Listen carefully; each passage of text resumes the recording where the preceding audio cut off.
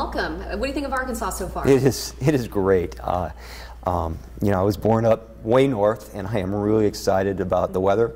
My wife and I love the heat, and we're looking forward to no or if little snow this winter.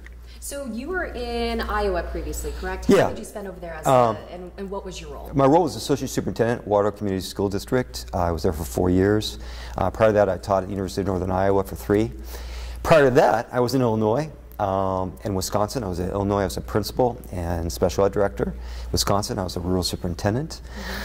Then I was in the state of Washington as a teacher, in Oregon as an alternative high school principal, and have taught at 4 universities. University of British Columbia, I've taught at Viterbo, I've taught at Portland State University, and I am going to find one more at Portland State twice. There's one other out there I'll come up with.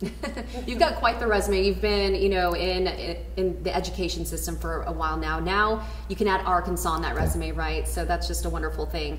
You're coming into PCSSD. There's a $7 million shortfall, right? We're dipping into the reserves to help pay for some school construction projects. How do you think we're going to overcome some of those financial challenges? Well, you know, when you're looking at school finance and looking at ensuring that we're focused on every child and instruction, that's key. You know, facilities is an important part of that, but it's not the only part. Now, I'll be honest with you, I haven't really been able to look in detail at the books because I'm not yet official till July 1st. I've spent this week just getting to know people. But I also understand that the long-term health of the district is strong. In Arkansas, like many states, it's property valuation and then the number of students you have enrolled. And we don't have a lot of long-term debt.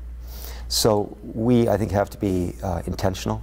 We have to be focused on our obligations towards equity. We have to be focused on every community that we serve. And, you know, we're going to need to make probably a few tough choices without taking away from our professional staff and our teachers. I think when districts get into either academic or financial difficulties, sometimes we look for events or we attempt to look at individuals and say, and point a finger, but it's not that way. It's a cascading effect. It's usually a lot of good choices at the moment that, unfortunately, because of the context of either the economy or the local situation, aren't the best choices when we be reflective about it.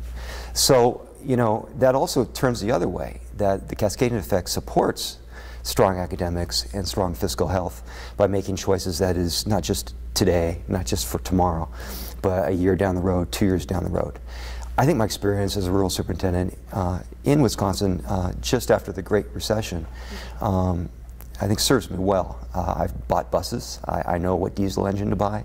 I've trimmed the grass around the barns. I've done what I needed to do, but also was very much aware of running a real tight budget. So I'm very comfortable that, you know, once we find out where we are, we're going to act with intention with a strong board and a strong professional team. And 3 years from now, we'll be really stable. You know, when I was a building principal, and I really see the school as really the reform focus. Schools can galvanize community. We connect to our schools. Our children connect to our schools. Our teachers connect to our schools. But sometimes we feel isolated. And for me, we have to build a strong system that supports literacy. I was, you know, no child left behind. I became a middle school principal. And the school as I became on a system of support. We had options of just focusing on reading and mathematics and the core. And really, that would not have served us well. Reading is a gateway to innovation for young people and to our professional staff. But it is not in isolation. You have to be strong writers. Because writers can transform into anywhere from short stories to blogging, which my daughter loves to do, to writing lyrics of music, from country music to hip-hop. In fact, we had hip-hop literacy started out in Waterloo. It was very strong for our young people at the middle school. Reading is a balanced approach. We have to ensure the skills are there, but we also have to ensure that it's a stepping stone towards the adventure that education should be. What is your vision here for PCSSD? You know, I think one of the things I bring to the table is that I really believe when I walk into the many schools I've worked in is that there's a lot of great things happening. And you can't create excellence from a deficit thinking model. You can't intervene your way to achievement. You have to have enrichment. You have to have an experience that makes our young people want to come back to school the next day. And our professional staff and our families feel comfortable to come to school and engage in dialogue, sometimes tough dialogue with our professionals. I think that's the key. And I'm not coming in here to say anyone's doing anything right or wrong. Now, we know there's some strong educational practices that work, that should be foundational, but then I expect innovation. You know, my job is to support professionals and students and families to create a great experience, to be economically strong, to be vital in the community, to be politically active and be socially connected. So when school starts, what is a typical school day going to look like for you? Well, you know, I have a goal to start my 4 out of 5 days of the work week in schools. You know, I was a middle school principal and I really loved the cafeteria and lunch duty. In fact, I loved it so much as associate superintendent, I would find our largest middle school and spend some of my time there. You know, the engagement of young people, especially middle schoolers, in the cafeteria is really exciting, and I've already appreciated that.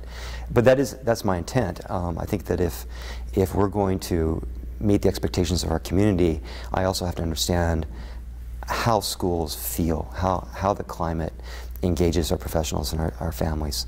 And the only way to do that is to start the day, I think.